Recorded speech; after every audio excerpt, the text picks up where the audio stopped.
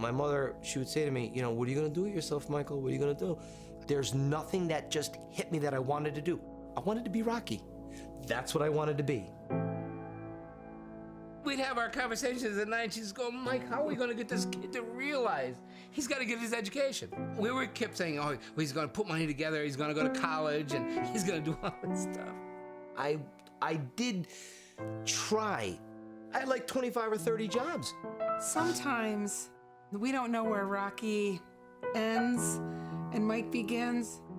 Nothing ever held my focus. I was afraid that he was taking so many shots from everybody. He was becoming better at his fantasy. When you go home at the end of the day, can you live with yourself? Did you do the best that you could? And that's the message I got when I was a kid. And most days I didn't. Most days I was so aggravated and frustrated with myself. But when it comes to this, I feel like I could do anything.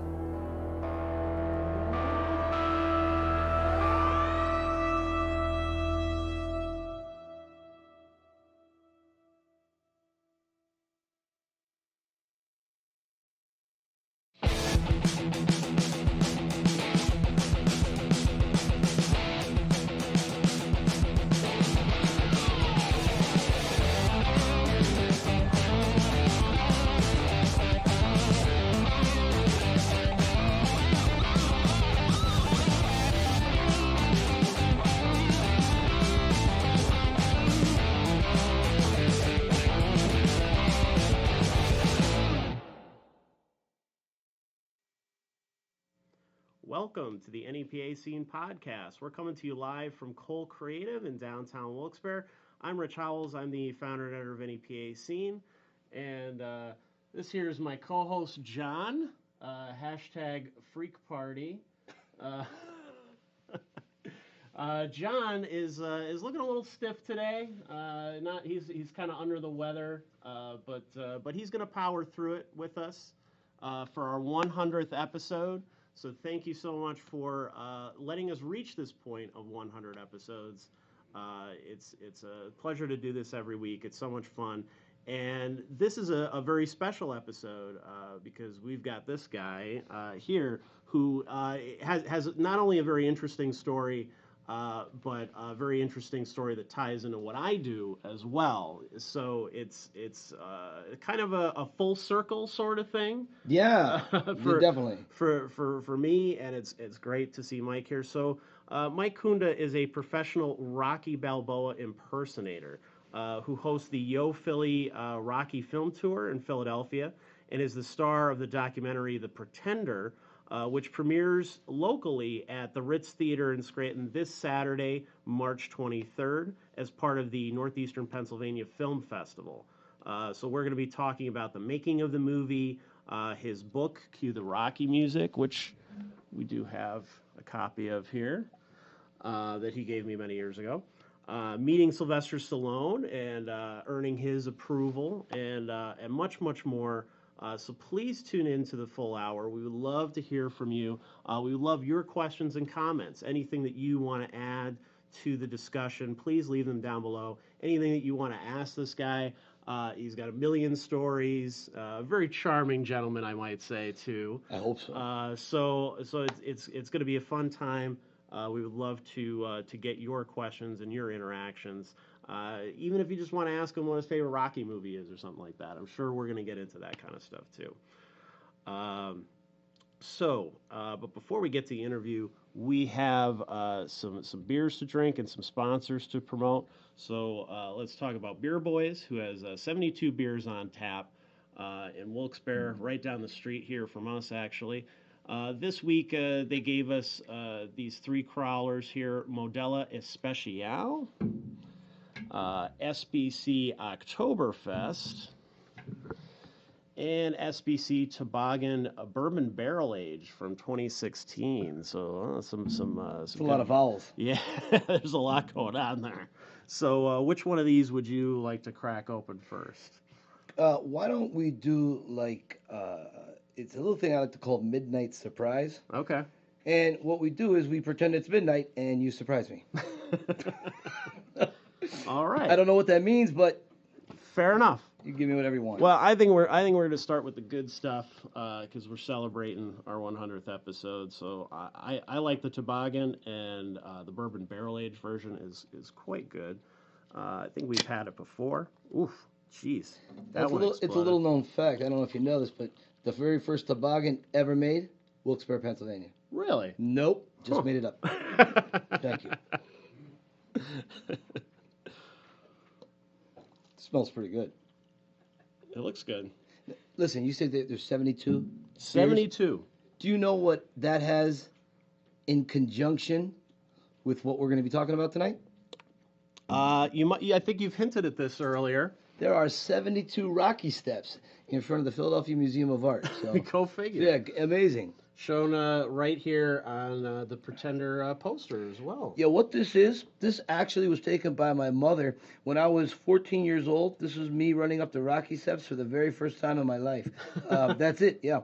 And back then, you can see here, there were weeds growing out, grass in the steps. Yeah. Okay, it hadn't taken, the running up the Rocky steps hadn't taken off till about 85, 86, 87. Jeez. This was in the early 80s. So, yeah.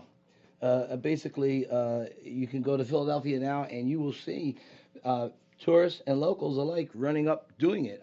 The difference between the tourists and the locals, the tourists put their arms up, Of course. and then they go back home. You know, it's the locals run up and run down, and that's it. You know, they're serious about it. Yeah. You know. Well, next Wednesday, March 27th, starting at 6 p.m., Beer Boys is hosting another one of their famous tap takeovers, this time with Victory Brewing. So they're going to have White Monkey, Twisted Monkey, Sour Monkey, and Golden Monkey. That's a lot of monkeys. On draft and in flights with free Golden Monkey glassware, so make sure that you come down for that. This Friday, March 22nd, they're also going to have Sarah Carney with Anthony from Always Undecided, who we've had on the show before, starting at 10 p.m., and there's never a cover. So make sure you check them out on Friday and Saturday nights, never a cover. And, of course, there's half-price happy hour every single day as well. We also want to plug our other sponsor, the V-Spot, one of the most popular bars in northeastern Pennsylvania with live entertainment every night of the week. This week they have Jay Oral tonight, Project 90s with rock, pop, and hip-hop dance floor classics on Friday, Flaxy Morgan with the best party songs of all time on Saturday, and DJ Huff is hosting karaoke on Sunday. And our NEPA Scene Rising Talent open mic is coming back in just a few weeks on Tuesday, April 2nd. So you're going to see lots of promotion on our social media for that coming up. We're trying to finalize all the details now about prizes and all that kind of stuff. But that's going to be great. And I know a lot of people around here have missed that, and they're always bugging me about when is it coming back? When is it coming back? Well, that's April 2nd. So.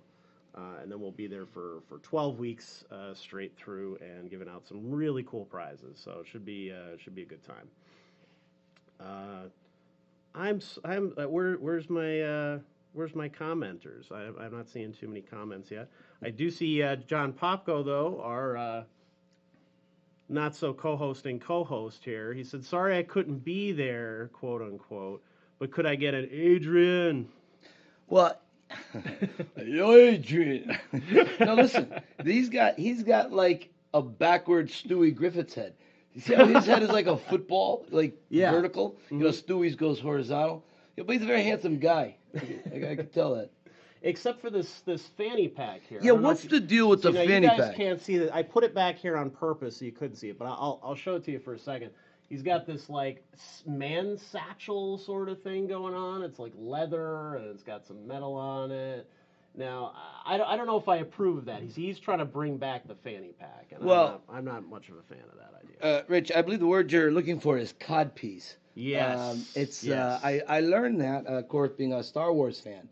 Darth Vader had a very large codpiece. Right. And I think this guy is trying to reenact that, only instead of interstellar metal, he wants to do it with water buffalo hide or raccoon hide. Whatever he was. Is this guy a hunter? He is not. He's not a hunter. No, he's a fan of wild jerky though, which is like all different kinds of meats of. Exactly. Well, you know who's a big. He likes other people to make it for him. Oh yeah. Well, you know who's a big proponent of that? Sasquatch.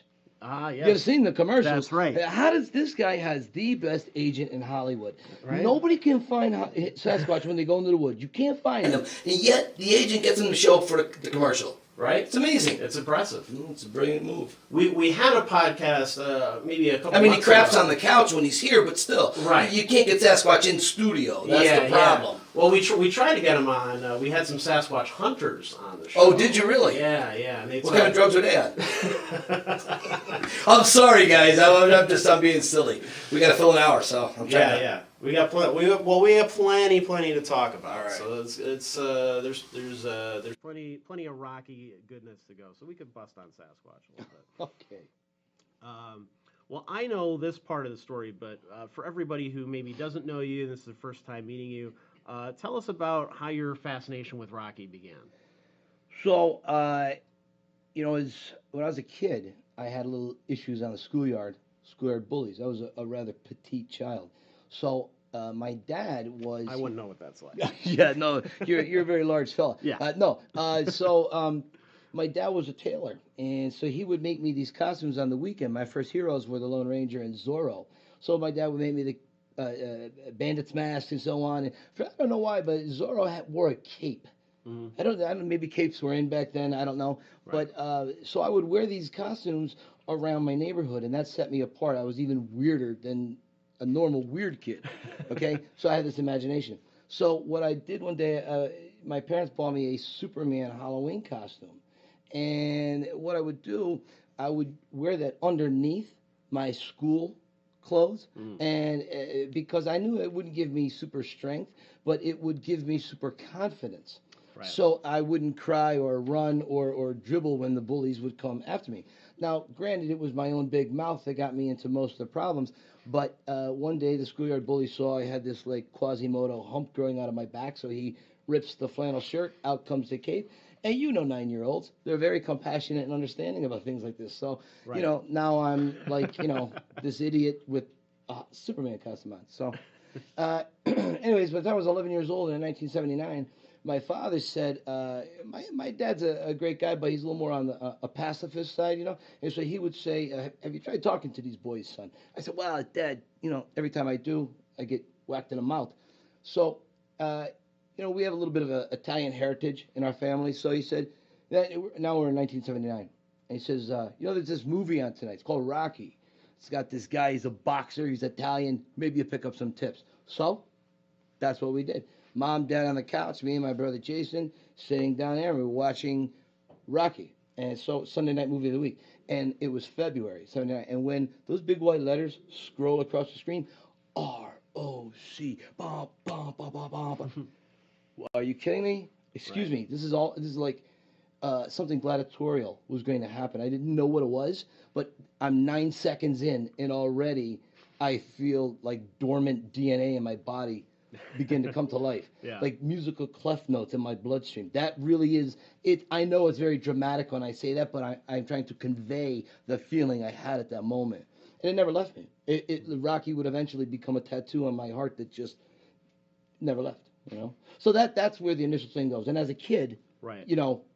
You don't understand the full meaning of Rocky, but I would. So what is it that has continued to speak to you about Rocky all this time? Quite often when we start out, we're a little older, we want to be the best in the world. I want to throw the football farther. I'm going to run faster. I'm going to be smarter, taller, bigger, whatever. And then what happens?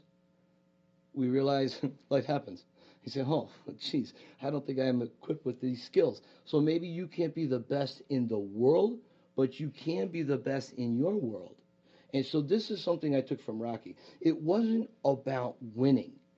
In other words, in Rocky 1, I mean, everybody watching, you all know Rocky did not want to necessarily, he didn't have to win the fight. He wanted to be standing at the end of the fight. You know what I mean? Because no one had gone the distance with Apollo, so it was more of a personal victory.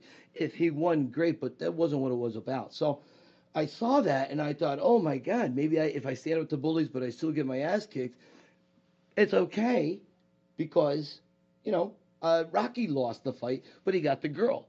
So when I was about 14, maybe 15, 16 years old, I made the greatest discovery in the world. Girls. But I screwed that up when I was a kid. Yeah, I go for a date, you bring them a box of chocolates. Haven't we all? Yeah, they'd be diabetic. I bring them flowers, they were allergic. So, it was never good. But so I would learn, considerable more lessons from the world of Rocky.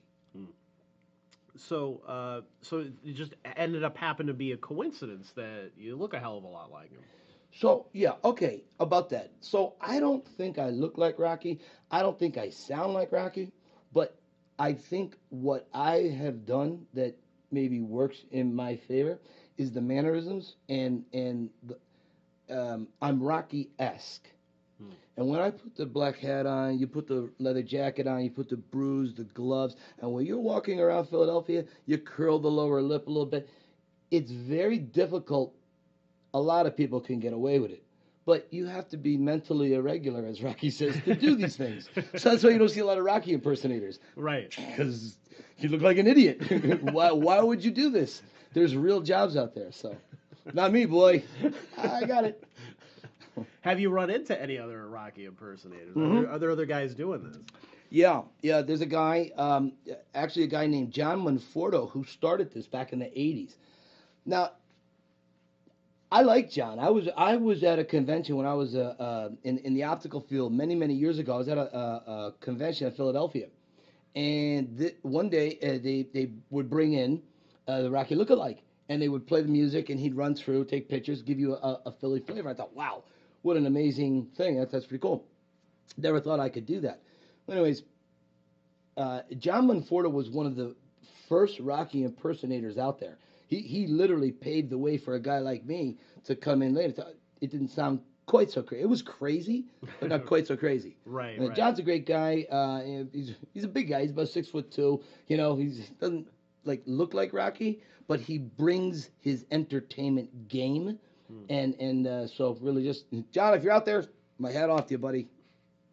Well, that's now with cosplay being such a big thing, it's kind of breaking down those barriers. You don't necessarily have to look like the person; you just kind of have to capture the spirit. Of it, right. So you see that definitely a lot at conventions and stuff like that now. So you won a lookalike contest in 2006. In 2006, it was Philadelphia Loves Rocky Week, and I read in the paper that the city's going to sponsor this contest. And I said, well, I'm not going to enter it because I don't want to get, humiliated and embarrassed. So my wife was very upset with me. And I had this dear friend, Rhea. She was incredibly angry with me. At the time, she was the maitre d' at the Victor Cafe, and she's since moved on to do other things. But she had a picture. I had recently been to a birthday celebration, Stallone's 60th birthday at the Victor Cafe restaurant, which was the restaurant they used in Balboa. And so Sly and I found ourselves outside, and we're talking, and my wife had taken a picture of Sly and I together, and she gave it to the restaurant as a thank you. And they had sent the picture in, Reyes sent the picture in to the contest, and I get a call from the contest. Mr. Kunda, you beat out 1,000 people, you're in the top 5, we want to make sure you're going to show up on such and such a date. And I go, what are you talking about? And we're looking at this picture. I go, where'd you get the picture? And on the return address of the envelope was the Victor Cafe. And it was my friends there, who I loved very dearly. Yeah. So they kind of gave you that push. They gave me that push because I knew my wife was biased. I wouldn't listen to her. She married me. She has to say these things, right? Right. My parents, come on, they brought me into the world. They got to be nurturing and supportive.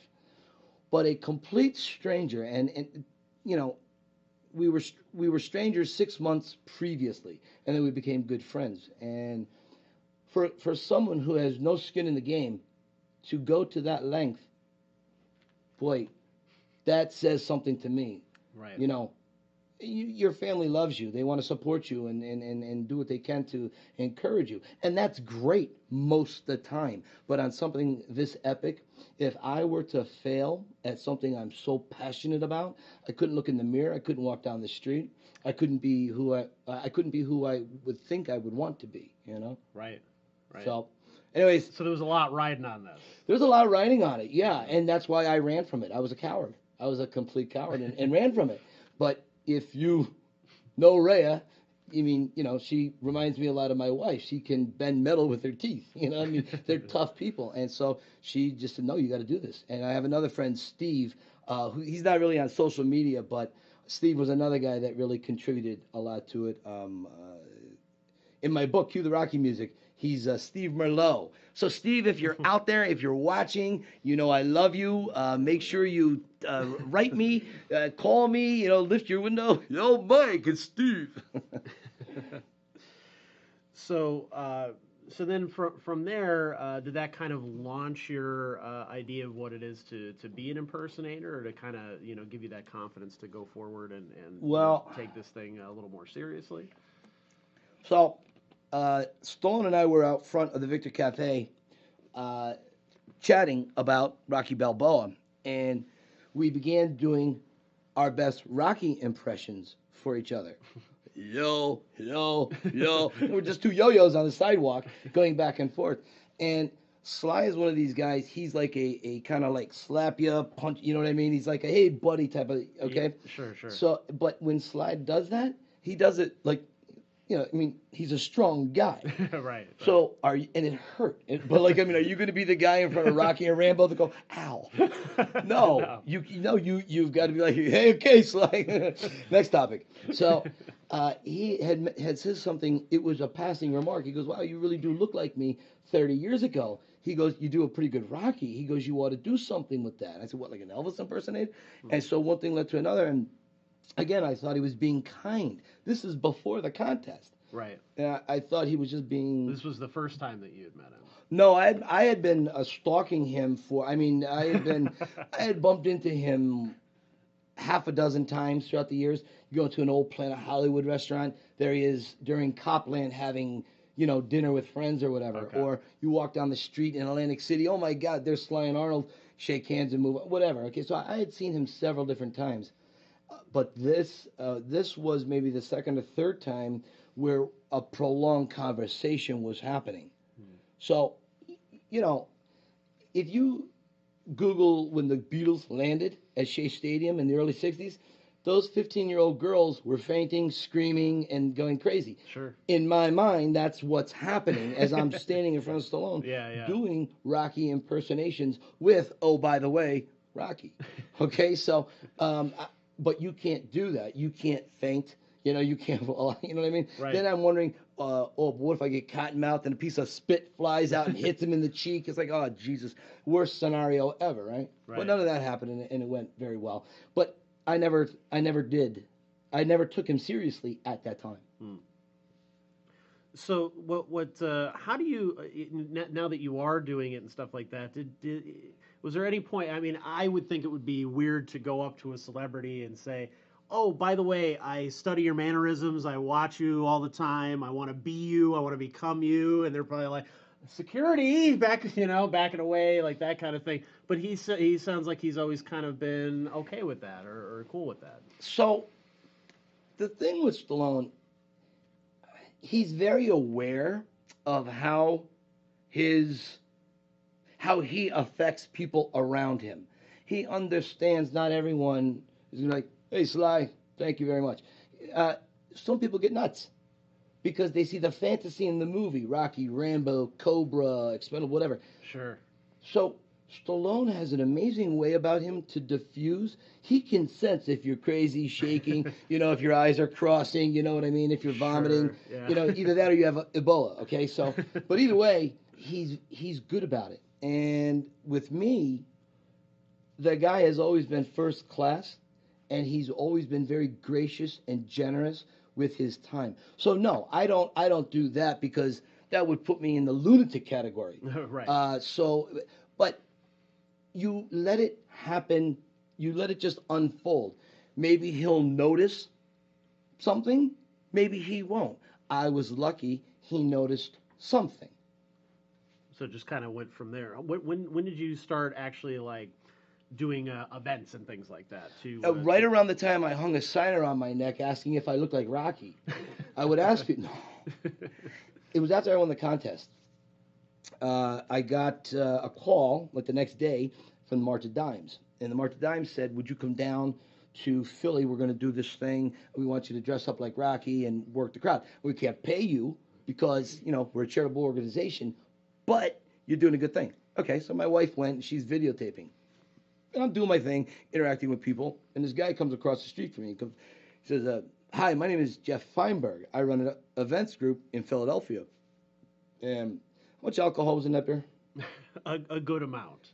This is a bourbon barrel aged. Yeah, I'm 3/10 whacked right now. Oh, well, this is really going to get It's interesting. very good. Because I mean, there's a large can here that needs to be finished. So. That's a great can. Well, I brought my mother-in-law down, so she loves it. So I'm gonna All have right. her take some. We can pass it off. We'll get her on camera in a little while. All right. Yeah, Okay. We'll be doing shots. She'll drink you under the table. So this guy comes over. He says his name is Jeff Feinberg, and he goes, "We run events in Philadelphia. What we do, we close down streets and rent out convention halls or whatever for anywhere from a couple hundred people to like 60,000 people. I love what you're doing, walking around the crowd, imitating Rocky, working with the kids and the people." He goes, "We want to pay you to dress like Rocky and walk around the streets of Philadelphia." I said, "What?" Very rarely do you catch on film a life being changed. My wife has such good instincts. It's amazing. I mean, women, and I say this everywhere I go, I'm like a broken record. Women operate on a level so far above men. They're like a train, and men just hold on to the handle and hope they don't fall off. Yeah. So I've learned when she says, go with it, just go with it. Like Christmas. She comes up with great ideas, right? I think they're horrible ideas. And guess what? Everyone loves her gifts and they hate my gifts. So I defer to her anymore. Right. I don't. It's the truth. Anyways, she's filming this moment between me and this man. And, you know, when things happen, you don't know, you don't realize your life is about to go this way when it was headed here.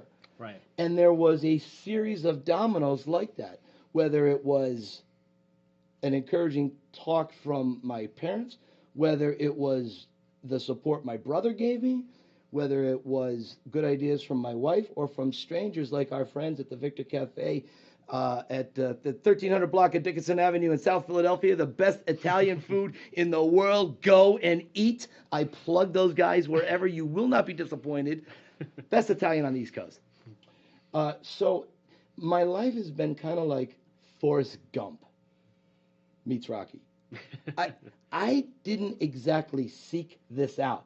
I fell ass backwards into it because of the kindness of people, you know? And I believe if we just had a little bit more of that, man, what a great world we'd be living in. I know, right? We're almost there. Well, city of brotherly love, so, you know. It's, Yo! And you know what? I was thinking about this, too. You kind of have longevity with this in terms of, you know, you think of like, you think impersonator, you think Elvis impersonator. Well, Elvis only lived to a certain time, and then once you're kind of older, it's like, well, that's kind of it. Nobody wants an old Elvis. You know, there wasn't an old Elvis. So, but with Rocky, he's kind of gracefully aged into this role where he just continues to find new ways to reinvent it and stuff like that. You know, I'm so glad you touched on that because when I was 42, I could pull off a 30-year-old Rocky. Yeah. Try that now. That's not happening. Sure. Yeah, I try, you know, but I tweak it a little bit. So the great thing with me is, with Rocky that transfers to me is that, you know, Stallone is letting the hair go gray, okay? Yep. He doesn't have to be quite as physical as he was back in the 70s.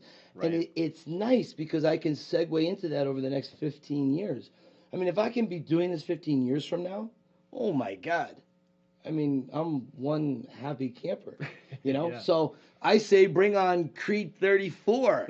Right. I think Rocky, and you all, I maybe somebody can answer this or help me with it. Don't you think Rocky should be in every movie ever? Like in the next Star Wars movie. Maybe Rocky is like on the Death Star and he's going to buy like a newspaper, or in the next Spider-Man movie. Sure. Okay, the next like he's just in the background. He doesn't have to speak. We just see him going by with the fedora. It's all good, you know?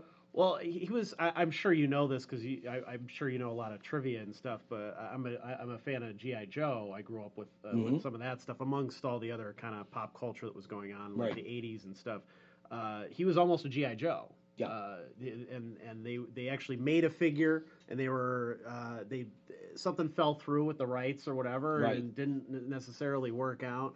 So there's a bad guy boxer in Cobra that they actually made the figure with the little boxing gloves and everything, but he has nobody to fight because there's Right. no Rocky. Yeah. They even printed it in the comic book. They had Mm-hmm. they had the G.I. Joe comic books, and they would Right. show you the little profiles of the different characters, and they had Rocky. Yeah. And then in the next issue, they're like, oh, yeah, and by the way, ignore the last issue. Rocky's not a member of G.I. Joe. So it was like one of those things like they did with Sergeant Slaughter, where he was a wrestler first, Right. and then they were like, oh, let's integrate him into to there. So I think that idea has existed for a long time. Sure. It could probably happen at some point. Exactly. I could see that happening. You know, I'm glad for me it was Rocky and not Rambo. Right. Because it's very hard to get a seat like on the bus home with like a bandana, no shirt, and like a bazooka. Yeah, There's big nowhere to machine sit. guns. Yeah, Yeah, it's like yeah. you know, people don't want to just clear out. Especially in this day and age, you might not want to walk around with a big, It's not exactly PC to walk around with like an RPG. Yeah, you know? yeah, exactly. And I don't know if headbands are in right now, you know, with hanging down. It could be a whole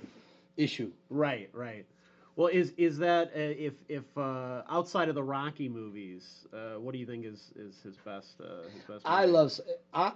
I love all of Sly's older stuff.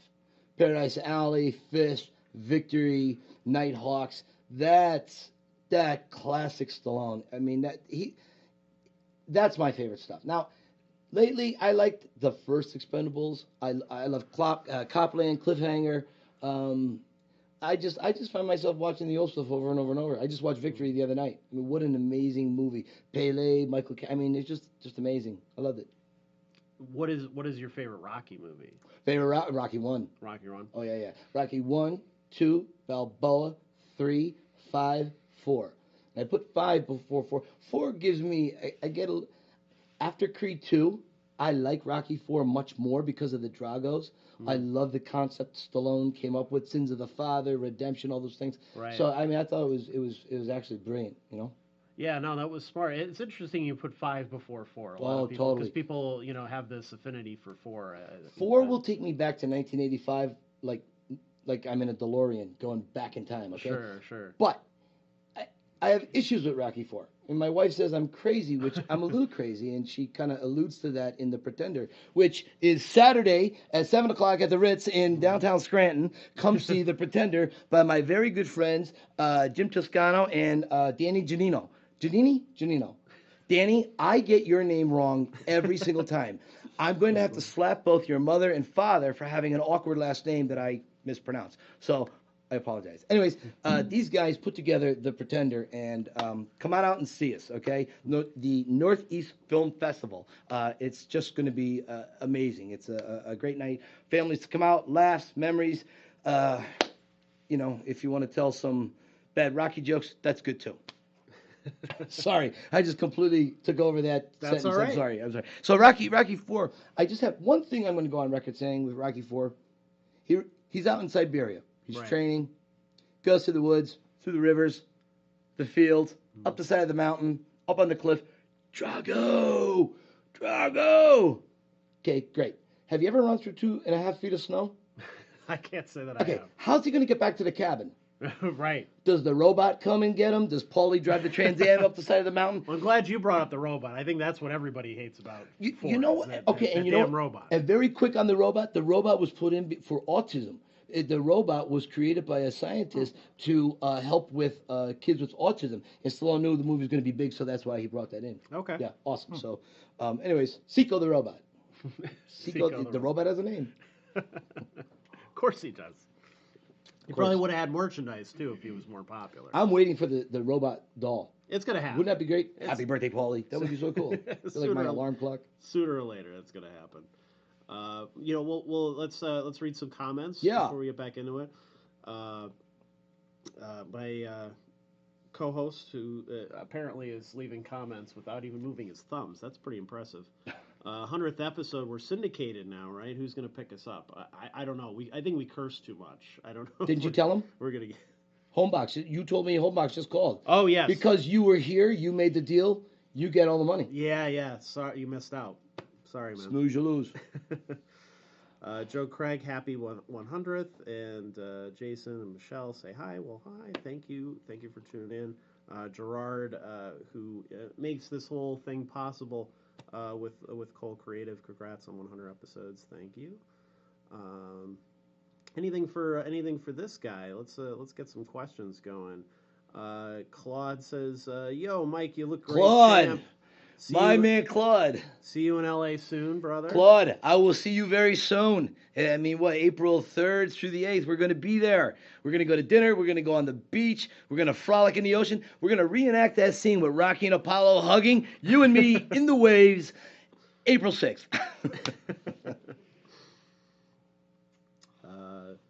Tony Montalbano.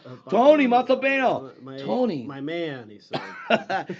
Listen, this guy, Tony, Yeah. Tony has an amazing history. He's an actor, lives out in the UK. He has been in every blockbuster. He was in Judge Dredd and had a scene where he got to act with Stallone. Tony was one of the first guys that took the tour before it was even a tour. Tony, I love you, brother. Shows you the amount of fans you get there. Bradley Tuggle. Super 7 is making a robot action figure. That's awesome. I love Super 7. Everything that they're doing right now is great. They're taking like old properties that have a cult following and making Didn't they just do that Rambo? They just did that 4-foot Rambo they sent Stallone, right? Oh, they're so cool. Jesus, that thing is so amazing. Yeah, there's so many of those that like I'm a big action figure guy. So Are you? I have tons and tons of that stuff. So I wasn't sure with I'm that big shirt, into but I that. guess yeah, you are. Yeah, exactly. You wouldn't know. I mean, with my huge bulging biceps and No, everything, seriously. you'd think I wouldn't be into that. No, kind of you stuff, kill but people with humor. That's your superpower. Oh, of course, John leaving plugs for wildmeats.com. Promo code POPCO10 or POPCO free. Yes, you're not here to plug it though, so we're not putting it on the screen. But Kelly says your favorite Adrian is so proud of you. Kelly Kasner. Kelly Dolfer? Oh, Kelly. Oh, yeah. She took the tour. Kelly, wait, she's from Ohio, I believe. Oh, man. Yeah, Kelly. She took the tour when we first did it on big yellow school buses. Oh, man. Back in 10 and 11, I think. Yeah. So putting together that tour, I'm sure you're probably meeting people from all over the place that are coming for this thing. So I run the Yo Philly Rocky Film Tour, and what we do, we basically drive around 3-4 hours, and we go to all the Rocky filming locations, and I tell them a lot of stories that some of which over the years Sly has shared with me, how the Rocky hat became the Rocky hat. Excuse me. How the sweats became Rocky sweats and so on, and we get people from all around the world. When I started it, I thought I would have maybe 5 or 6 people a month, from the States. They would find it. I go to the hotel, pick them up, and we drive around. I get about 60% of my tours come from overseas, all around the world.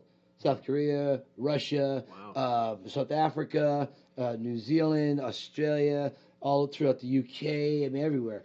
Canada, Mexico. It's amazing. And not everyone speaks English, which is interesting because I have to kind of act out the lines. Right. They don't get the benefit of hearing some of the stories, but Rocky is like a universal language, and they get it. They do. When we started, we were doing maybe 2 or 3 a year. Now, about 5 years ago, we started doing. We worked it up to about 20 tours a month. Okay, Wow. for the last 5 or 6 years, I've been able to do it full time. And after Stallone endorsed the Yo Philly Rocky Film Tour, I went up to about 120 requests a month. Oh man. But it's just me. Yeah, It's yeah. me and my silly little stories and my goofy little face, and we just drive around in a little black van, and we bunch of yo-yos running up the steps. And that's what we do. It's not a bad gig. That's awesome. So Yeah. how many different locations do you go to? So it depends. There's anywhere from 30 to 70 locations. But let's say you're not a Rocky 5 fan. Like you really detest this movie, Sure. okay? I'm not going to take him to the school where Rocky Robert gets beat up and they steal his jacket. There was like 5 locations right in that area I'm not going to go to because they don't have they have a preference to not go there. Right. Which is another reason why we do the tours private. We used to do it like open, but now we just do private tours only because I find I can make it much more about the people, the person in the car. When you got 60 right. people on a bus, big yellow school bus, it gets insane. Yeah. So I found this was much better. So, but we will alternate. But there's always the core. There's, you know, Rocky's apartment, Mickey's gym, the steps, the graves at the cemetery, you know, where he buys the tiger jacket, and so on. Nice. So let's get into the movie. Yeah. We definitely want to talk Sure. quite a bit about that. Now, when I first met you back in 2010, you had you gave me the book, and we did an article on the book. I was at Go Lackawanna at the time, R.I.P. Long gone, along with most print in the area. Yeah. You know, that was one of my favorite stories that I was able to tell, and we had such a good time with that. Put them on the cover, on the top of the West steps side. at West Scranton High School. Back to the high school. If you want to put up that picture, actually, we have a picture of from West Scranton High School of him on top of the steps there, kind of giving a punch there. I'll give her a second to put that up. But so we did that story, and then you had talked about you had met this guy, Jim, who was a Rocky fan too. On the set of you were hanging out with Rocky Balboa when they were shooting that, and that ended up being a huge surprise hit, which in itself was Nobody great. thought, even me. I remember in August, the August before they started filming. Yeah. I remember when Stallone put a thing out that he's going to do it. Yeah. You know the first person I called? I called my father. And I go, oh, Jesus, Dad, Stallone is doing Rocky Balboa. Oh, my God. And you know what my father said? Here's how smart my father is. He only went to 9th grade, and he could see things way beyond I could. He goes, you know what? Think about this for a minute. We haven't seen Rocky in 15, 16 years. You know, he's been out of the public eye. What's Rocky been doing? Well, lo and behold, Rocky's life has crashed. Adrian's dead. Paulie's still an alcoholic. So he got it before I did. And I'm like, no, I'm the Rocky fan. You know? Yeah. Anyways, so he got me to see, take a step back. Don't be so judgmental about it. And being on set watching Spider Rico and Rocky act inside the Victor Cafe, 1300 block of Dickinson Street in South Philadelphia. It was a great time watching them film this, you know? Yeah. It was amazing. Absolutely amazing. So you met him there and had this idea to do this documentary. Well, did he pitch it to you or did you pitch it to him? No. We were freezing there on the corner. Okay, so we were commiserating about how cold out it was and whatever, and you know we were just telling Rocky stories and what it meant to us. And so he goes back to Detroit, and of course he follows me social media and all this stuff, and another website that I used to go to a lot, and he saw weird things were happening with me, odd with this whole Rocky Stallone thing. And he calls me up one day and he goes, Mike, it's been my passion to do a story about Rocky. He goes, why don't I come out to Scranton and I'll film you and we'll do a 15-minute documentary on how this all happened. Well, Jim quickly understood that it was way too big. It was huge. The things that had happened to me, who I met, who I became friends with, legitimate friends with, and so on, you'd have to do like a mini-series for a month. It'd be like a Stephen King or a Harry Potter book, okay? It's just, there's so much that happened. And about a quarter of the way through, Jim said, Mike, it's too big. He goes, but I found something else. He goes, and they came out back and forth several times over the years. He goes, there's another story in here. He goes, one that's smaller, but way more heartfelt. And he goes, instead of telling how you did this, let's tell people why you do this. Why do you dress like Rocky? Why did you watch the movie 600 times? It was, that's unique. And that was a very kind word that Jim used. Yes, unique. yes. So, and I didn't like that idea at first. I said, no, but, Larry Holmes gave me this advice, and I'm good friends with Chuck Wepner, and he's the guy that inspired, he was the catalyst, and da-da-da-da-da-da. Yeah, no, Mike, we're going to do it this way. Let's go. Okay, that's that. All right. And we'd gone back and forth about names. We were coming up with all these names like, Punch from the Heart, Going the Distance, all these crazy names, right? And Jim came up with the name The Pretender. And I remember when I was telling people about it, I told people at different times about it. And at first they were like, My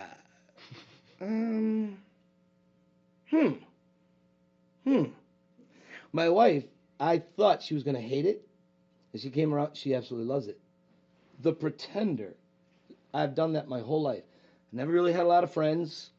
It's the way I am. I've always pretended. And I think it was the perfect title for this movie. Absolutely. So you guys filmed this over 5 years. So that's a long time to do something like this. You know, oh my God! You go up and down in weight in the movie. You'll see me. You'll see my hairline go back a little. Yeah. Oh yeah, you age, and the camera catches it. Oh yeah, Right. totally. So what are some of your favorite memories of shooting it? What were some of the best times that you had doing this? Because you shot here and you also shot in Philly and stuff too. Yeah. So one thing which was amazing, the Victor Cafe had gone through a slight change in ownership. Not ownership. There was other people. Long story short, I hadn't been to the Victor's in 3 years. Whenever I went to Philly, I would never eat anywhere else other than there. But so when we did the video, my friends who own it, at the time they didn't. So we had to find another place. But I hadn't seen Rhea and Steve in 3 years. So it was like seeing them for the first time again, sitting at a table, and they were talking to the camera about, you know, their first recollections of me. I got so choked up. I mean, it's actually that never even made it into the movie, unfortunately, because they went a little slightly different way. But as a matter of fact, Jim, I have to get that video. I got to have it for posterity. That was one of the most meaningful moments I had. Another was a dinner that my mother had put together. I mean, everybody kind of chipped in a little bit, but you were there for that, actually. Oh yeah, and that actually made it into the movie. This big Italian dinner at the Kunda's, and this really, I mean, there was a couple extra people at the table, but you know, take them out, and that is exactly what happens. Lots of wine, lots of Italian gravy, as Italians say, and lots of laughs. Yeah. And so we had this massive dinner, and I think we recorded till 3 in the morning. All the interviews. Oh yeah, we were there about 3 in the morning. Late, yeah. And we'd gone around to Scranton. We had Gene at one point. Gene Reed was in this over Weston Field, and so you know, it was a long day. Yeah. And we had gone till 3 in the morning. We'd be at Philly the next morning. Yeah, so we did the follow-up story for Go Lackawanna. Yeah. Where you know, I kind of followed you guys around and different locations that you guys were going to. There's steps behind a pool that were kind of your Rocky down on 10th steps. Avenue. Yeah, down on 10th. When I was a kid, I used to run those steps every morning before school. I'd drink the raw eggs, and I would run those steps. There are 74 steps at the Oxy Plot, I think it is. And now they're in disrepair. They look like jagged, broken Legos. Yeah, it's terrible. And there's like, you know, hypodermic needles there and beer and everything. It's all garbage. But I go down there almost every time I come back to Scranton, and I walk up to them. You know, I get mugged, but I walk up to them. Yeah. It's definitely not the same area. No, don't bring your kids. Don't have a picnic there. So I remember we did the dinner. Yeah. And me being a journalist, we're always starving. So if anybody asks us to dinner, we immediately accept. I noticed you didn't turn it down. Yeah, no. Immediately we're like, yes, food, absolutely. Yep. Because I'm going to go home and eat crackers. So great. You know, this will be great. So and the wine is flowing. Oh, sure was. You know, so I'm you know, and red wine, the beer I could drink all day. The red wine goes straight to my head. Oh yeah. So then Jim is like, hey, do you want to be on camera and talk for a couple minutes about this? And I'm thinking, God, I hope this does not make it into the film. So hopefully that did not make it into the film, because at that point I think I had a little too much red wine. You did, and you know, I was probably slurring my words. He's a great guy over here. You know. You had been French kissing my mother's lamp. See, that's you when had bought one of her scarves out of the closet, and she has those straw hats that she wears in the yard. And you were doing an imitation of Adrian. I wasn't going to bring it up, but yeah, I'm glad you did. I'm glad you did. Very good. He's a very talented guy. And I left that out of the article, of course. I Of left course. that out of the piece, you know. 'Cause Hey, listen, we're good artistic at that, you know. The fake news media, you know. Fake news. But so obviously Jim is the one who has to sit there with his team and cut it together and everything like that.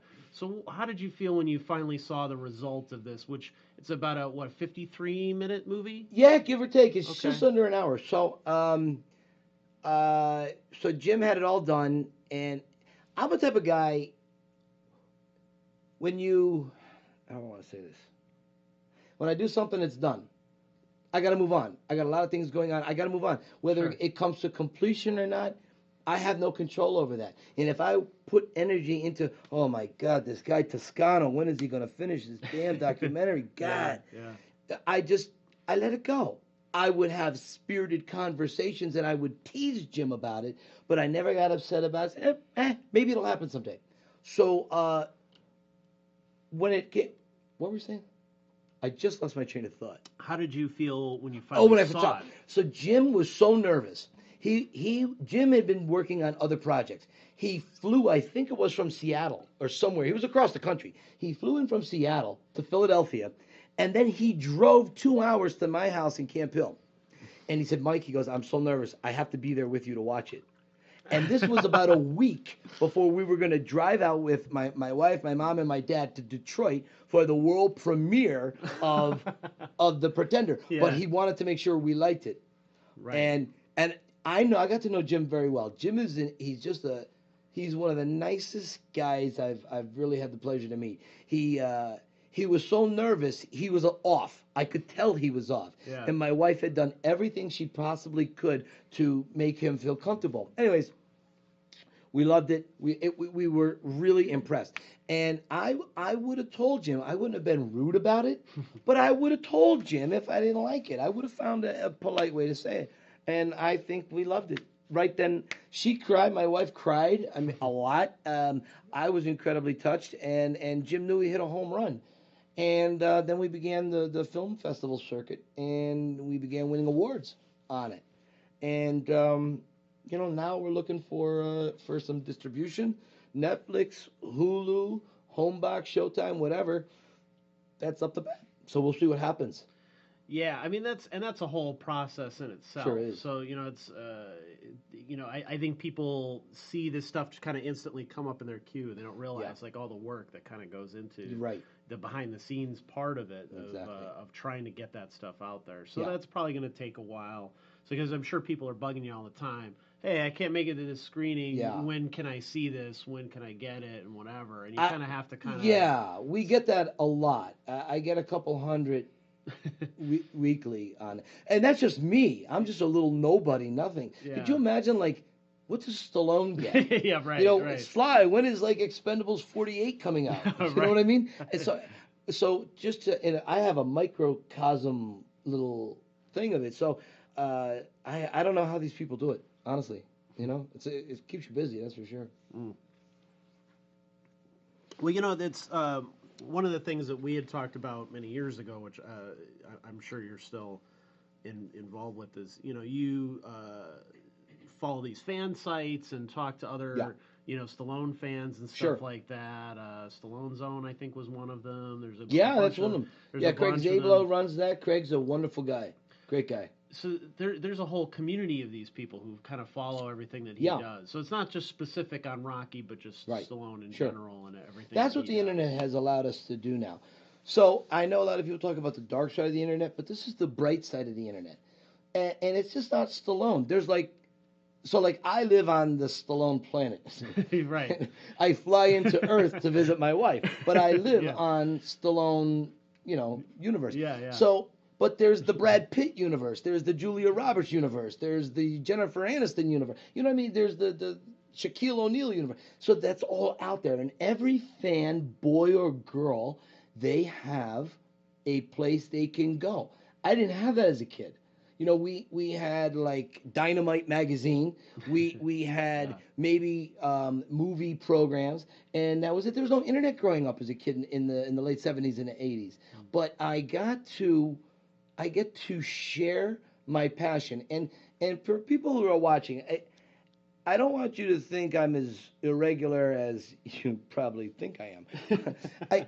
I get it when it comes to family and priorities and all that stuff, but I'm talking like in a professional. Like, this is my passion professionally, and so it allows an outlet for that. You can talk with other people from around the world, not down the street, not in Ohio, not in California, but around the world. And it's I couldn't do what I do for a living if it wasn't for the internet. I couldn't do it. Right. And that's such a I couldn't do what I do either. Yeah, right. Without the internet, and Yeah. to be able to, because there was always that barrier, especially with newspapers and print and media, of having to print these large amounts of stuff, which costs a ton of money, and the internet is essentially free. Granted, it costs money to buy a server and host websites and stuff like that. There's all these costs behind the scenes that people don't realize in what we do, especially with the studio and everything here too. Yeah. Gerard is very kind to help us use the studio, but it's not free, and it's not free to run all this kind of stuff. Right. And that kind of thing, and people don't realize that, but they want everything for free. Yeah, sure, of course. That's a whole other conversation. But this is the first time that this movie is going to be available to people around here. Yeah. You're going to be able to see it at the Ritz Theater on Saturday, March 23rd, 7 p.m. Yeah. And you're doing a Q&A and stuff too? Yeah, we're doing that. And then people will be lining up if they want to. They can punch me. Headshots are $7. Body shots are $5. All right, that's fair. So just everyone, I am 50. My body sounds like a cacophony of walnuts in the morning between my knees, my hips, and my lower back. So, it's okay if you pull your punches. It's okay. Well, it's a rare opportunity too, because this is the last East Coast showing of this. And then you guys are going to be showing it at the TCL Chinese Theater in Hollywood. Yeah, exactly. Which is crazy to think. Everybody thinks of the iconic place. The Man's Chinese Theater. Yeah, exactly. Back in the 80s. Right. This is where Sly had all his openings. The Rambos, they went here, and there were other places where they did them, but the old Chinese Theater was one of the main places. And out front, Sly's got his hands in cement there. And I remember watching that when he was filming Rambo. He flew in to do that. And I'm thinking, oh, my God, a movie about what I am doing but it's not just what I'm doing. It's about what everyone's doing. When you talk about The Pretender, I talked about it earlier today on another show. It really is like a Rorschach test.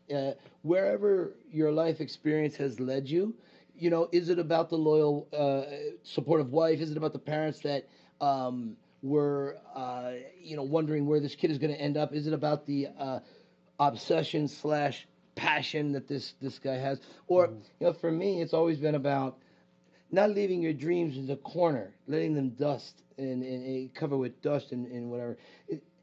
If you have a dream, a passion, you're never too old. You can go back to it. You can try it out again.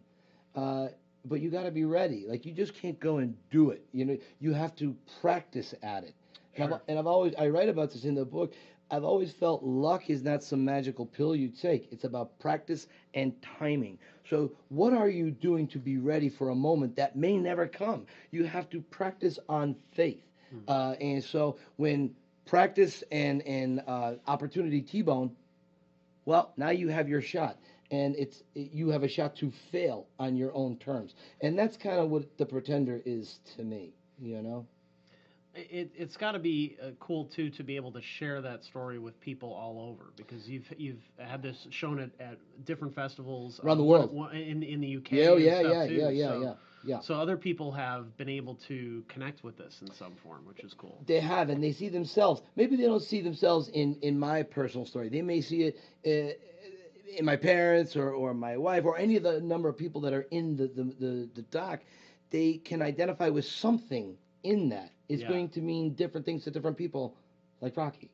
Right. Rocky means different things to different people. So in that way, I'm so privileged to just be part of writing Sly's coattails, to do the tours, to have this movie. I mean, it's just It's brilliant. And I also want to say a big thank you to the Schomburgs who made the Rocky statue and allowed us to use the image of the back of the Rocky statue here.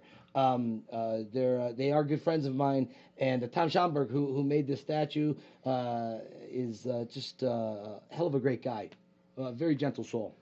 Well, that's what it makes me happy too to see that people are willing to do that kind of stuff, especially with Stallone, because you see so many. You see it make headlines all the time about people being sued over the stupidest little things. Like I'm a comic book guy, and I like sci-fi and stuff, and I see people getting sued over fan films and stuff being ripped down and stuff like that because Disney or some other big corporation owns the rights to this story, which may have been a very cool little personal story when it was written, but now it's owned by some big conglomerate.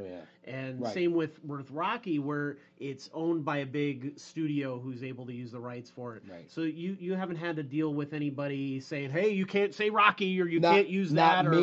Not me, but Jim has. Oh, really? Jim had to get a lawyer. He put a lot of money into this. So he did it the legal way. He did it, that's why, you have to kind of skirt around that, sort of thing, where you can't, maybe you can't use this particular wording in your marketing. Right, exactly. Whatever but the yet case you may can be. you can use certain clips from, like, Rocky's in the movie. I mean, there are clips of Rocky in the movie. Sure. But, like, you can't, like, there's a scene with me doing something, and you can't set that to the Rocky music. You can play the Rocky music if you're describing a scene, but you cannot set an action I'm doing to the Rocky music. Which then Jim came up with some musicians, and they have their own soundtrack. How many people can say they have their own soundtrack? Like, this is incredible. And the music is great. And I've been after Jim to put it out there on, like, iTunes or something. I'm telling you, this music is fantastic. I listen to it all the time. That's awesome. All the time. It's great. That's got to motivate you. I'm telling you, it really does. It really does. Well, let's let me take some questions here. If anybody else has any other comments or anything like that. Lindsay Gunn says, left me and my husband's tour in December of 2017 from Scotland. So I remember Lindsay. I heard how they're great people. Just amazing. Kelly Delfer, Pittsburgh, from Pittsburgh. That's cool. Oh, that's right. Yeah, maybe she was from Pittsburgh or she lived in Ohio. But, Kelly, I know who you are. Trust me. Joe Craig says, I could see Netflix picking it up. Yeah, I definitely, there's a lot of, like, really cool niche content. I just watched a documentary the other night about, like, He-Man, He-Man action figures and, like, the He-Man, the movie that was Dolph Lundgren, which was terrible, but, kind of it was one of those things. If you're a fan, I guess you liked it, that kind of thing. So there's definitely room for that type of stuff. Yeah, it's definitely a niche, and I definitely think it would do okay. I mean, I'm a big doc watcher. My wife and I, we watch a lot of documentaries, and not everyone is really good. You know what I mean? But I think The Pretender has a place somewhere on one of the streaming services. I really do. Not because I'm in it or. I just think it's got a good message. Believe in yourself. If you have someone, support them if they have a dream. As no matter how wacky it sounds, just don't put them down for it. It could happen. I mean, I'm living proof it can happen. Right. I mean, you got to do a lot of hard work. Sure. But you can do it. You got to work hard for it. So. Tony also said, Sue is your Adrian, and meeting you both and seeing how supportive she is makes me see my unhappy marriage for what it was. Well, sorry to hear that, Tony. Still looking for Adrian. My wife, 10 years since we met originally. Yeah, so, yeah, it's funny how that works. Like, it's been almost we're like it was around almost 9 years ago, but it's when we first met too. Yeah, so, pretty much. Like, and these things take time. Like, movies take so much time to make, and you touched on that a little bit. That you kind of like you as a journalist, you do these stories and you want to get it out as soon as possible. Right, but you also have to understand that these projects take a lot of time and It- energy, and you hope that eventually they come out. And sometimes they do, and sometimes they don't. Like Right.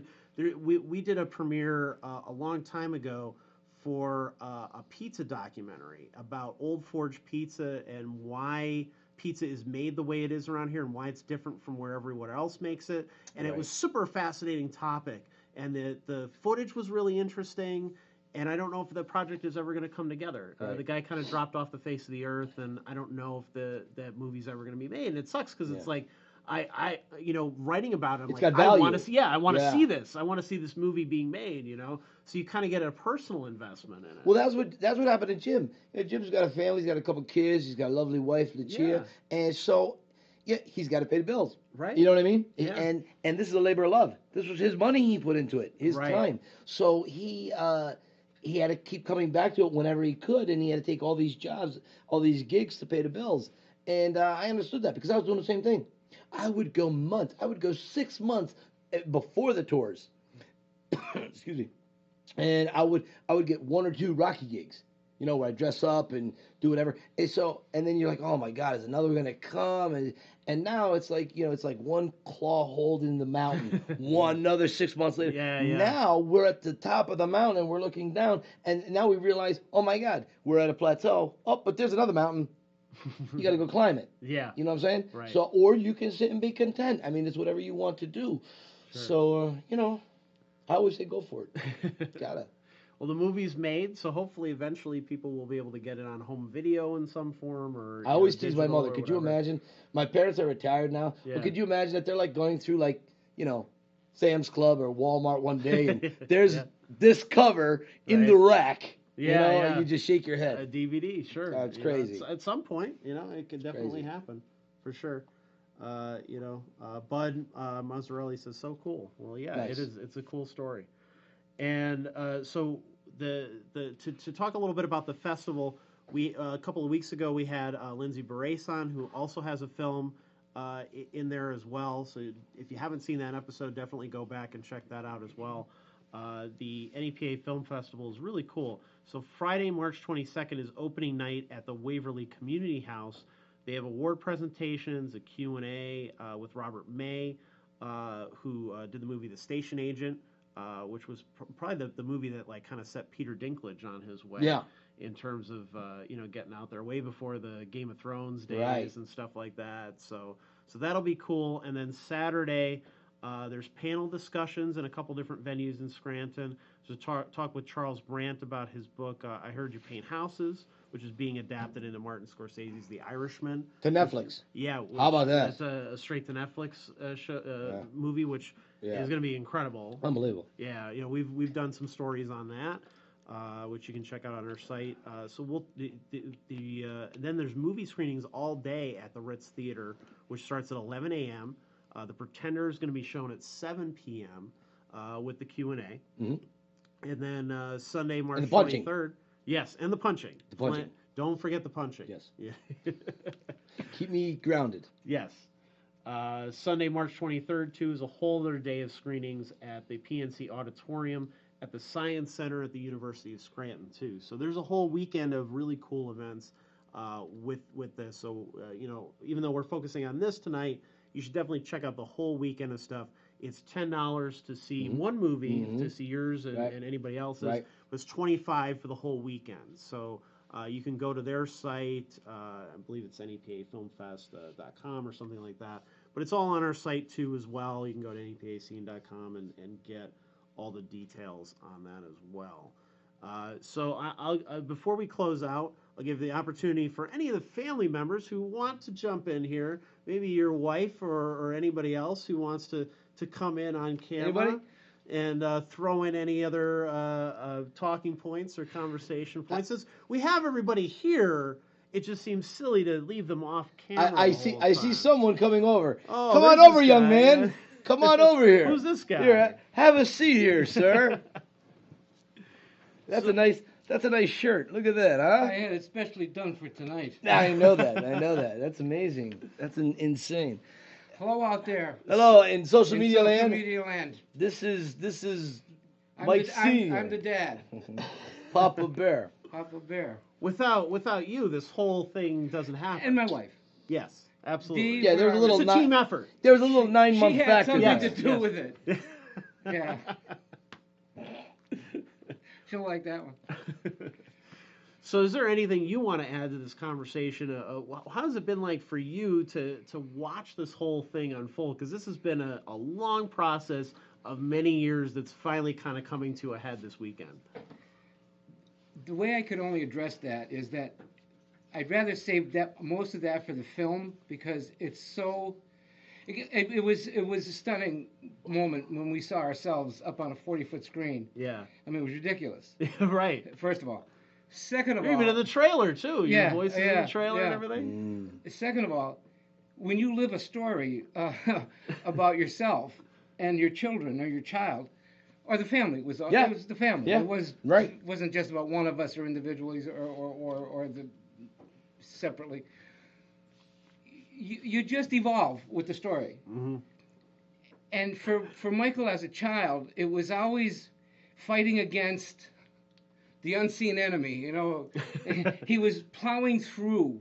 He walked and he talked in a different language than his friends did. They didn't get it. They never got it. Yeah. And what the film shows is that not only do his friends get it and understand it now, the whole world got it and understood it. Right. He reached out in his dream, in his goal, and the thing that inspired him is now inspiring others.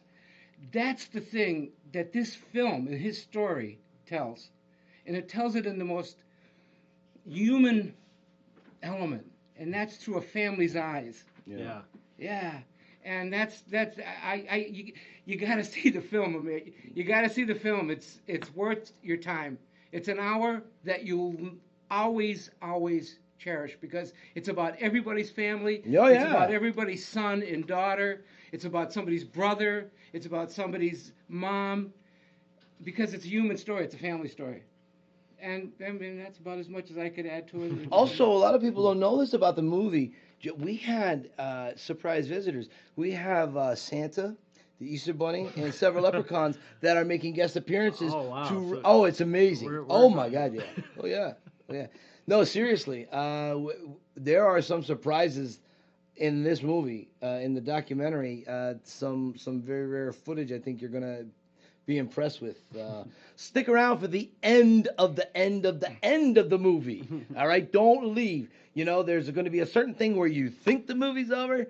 Don't leave. So it's like a Marvel movie. It's like a Marvel. Yeah, we they bring always Sam have Jackson the- in. Yeah, Samuel he Jackson comes in with the eye patch. Right. Exactly. And he recruits you to the Avengers. Exactly. We see Thanos. Thanos? Yeah, Thanos, yeah. Thanos, yeah. Yeah, and we brought Black Panther in. So it's big. I mean, Jim had a multi-billion-dollar budget on this, so come see it. One quick story, Rich. We have one time for one quick story. Absolutely. Go When ahead. we were out in Detroit, it was before the film. I think we went to Rocky's, or no, we went to the Italian restaurant. That was before the film? Was I there? You know. No, I don't know. I don't Yeah, remember. the dinner. Oh, the pizza, yeah. I'm sorry. That was before the Yeah, film. yeah. Okay. Right.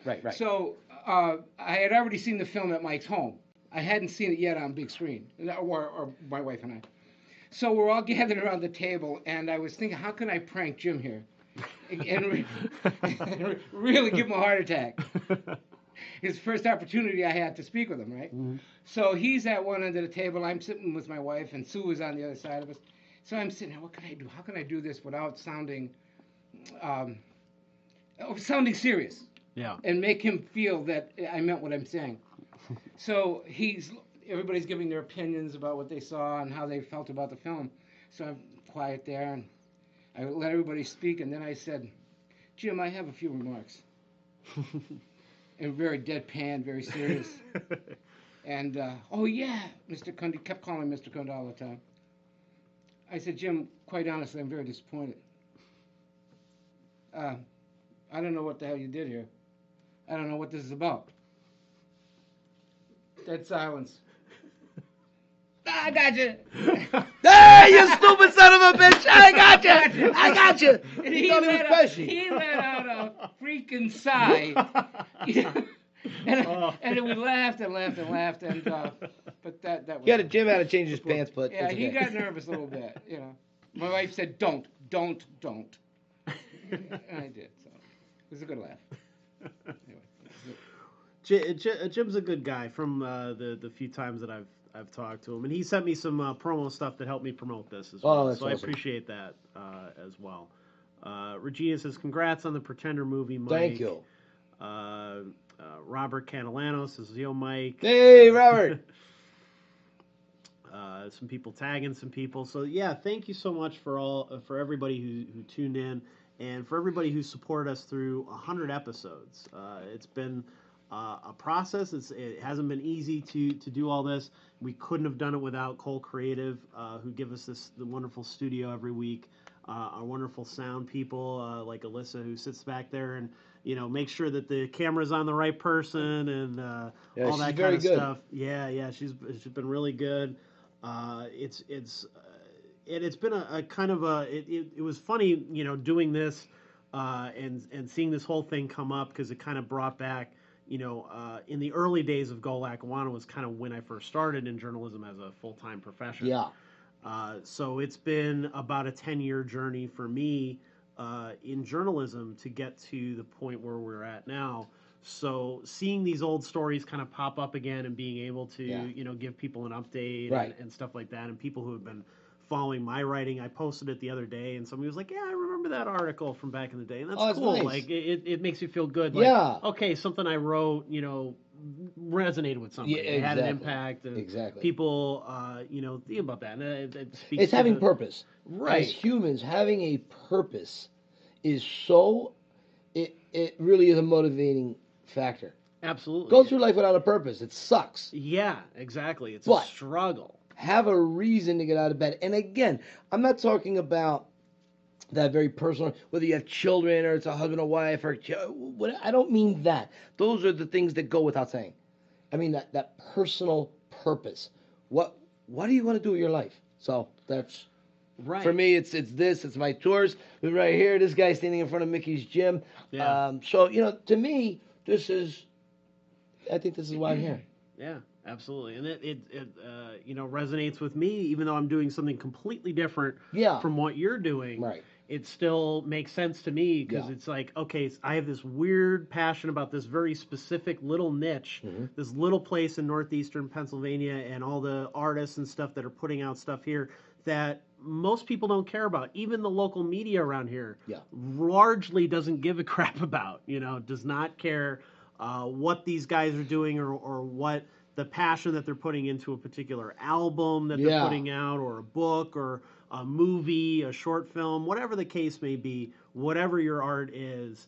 And I've just kind of always felt this personal connection to it. I always kind of end up, it's funny, like from even those early issues of when I started it, journalists are kind of supposed to stay out of it, not be personally invested in it, but I've always found myself kind of personally invested in the stories that I'm telling. Yeah. I always want to follow up with these people and see what they're doing, or keep in touch with these people and let them, know that somebody does care, and I do care about. I care about your story. I care about all the stories that we tell on our site, whether it's through writing or through the podcast. And it hasn't been easy to do what we're doing.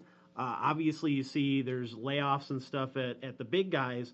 How do you think the little guys feel? How do you think the little guys are getting squeezed? If the big guys can't make it anymore, the little guys certainly are struggling. So it makes it worthwhile when we're able to tell those stories that matter to us, and that make people feel good about themselves and where they're from, and that this area isn't so bad. There's so much negativity around here about the area and how we do things around here, and things aren't what they used to be, or things are always better and whatever. It's kind of what you make it to. A lot of it is what you put into it is what you get out. Yeah, agreed. Absolutely. And so NEPA scene has allowed us to do that, and this podcast has been able to open some doors for people and give people a different format to be able to tell their stories and to talk to people in a way that, you know, as much as I'm a writer and I love people to read my really long stories, not everybody is a reader.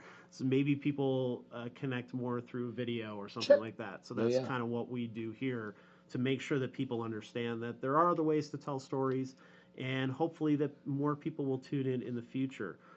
If you liked what you heard here tonight, if you enjoy this, please share it with other people. It's so important. It's something that's absolutely free. It does not cost you anything.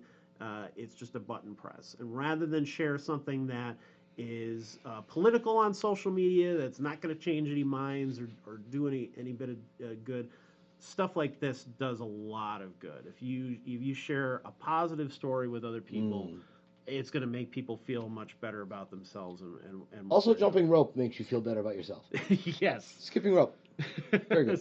Something to, you know, I'm not as much of a physical guy as you. At least you can, you know, kind of punch a bag or something like that. You know, I'm not. No, I just fake it. But this is giving me something new to punch, though, that I feel like I am powerful. I'm sorry to miss this guy. So John, sorry that John couldn't be here tonight, but I can punch him right in his crotch pocket thing here that he's wearing for whatever reason. Man, we're getting personal now. I don't know what that thing is, but you know, that's just weird.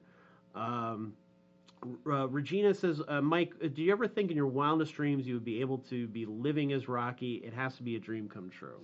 Yeah, it is. No, I still, even now on the way home from tours and gigs and whatever, I think about it. I think, oh, I get very emotional on the way home. I play the Rocky soundtrack, and I think about everything I had gone through, the bad decisions, good decisions, whatever, and it gets very, very emotional for me. That's usually when it hits me the most. I got to try to wrap it up and put it away by the time I get home. My wife has heard so much of it so often. You know, I try to make it, listen to what her stories and her day is about.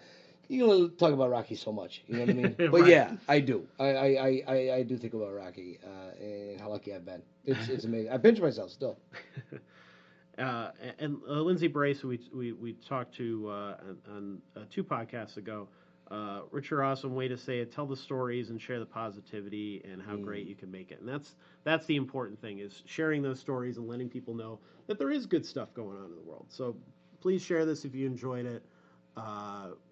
We're hoping to do 100 more episodes as long as everything works out. But thank you so much for supporting NEPA Scene, and thank you for tuning in tonight and hearing Mike's story. This has been a lot of fun. Come see us Saturday, 7 o'clock at the Ritz. Come out all weekend long to the Northeast Film Festival, Pennsylvania Film Festival. You'll have a great time. Maybe catch up with some old friends. And I'm going to go home and go to bed because it's past my bedtime. So it's great talking to you. It's been a long day, I'm sure, with lots of promotion, whatever. And thank you to John, even though he's not physically here, he's definitely with us in our hearts, or maybe our fanny packs. I don't know. But thank you so much. We will see you here next week. Have a good night, everybody. Kunda family out. Yo.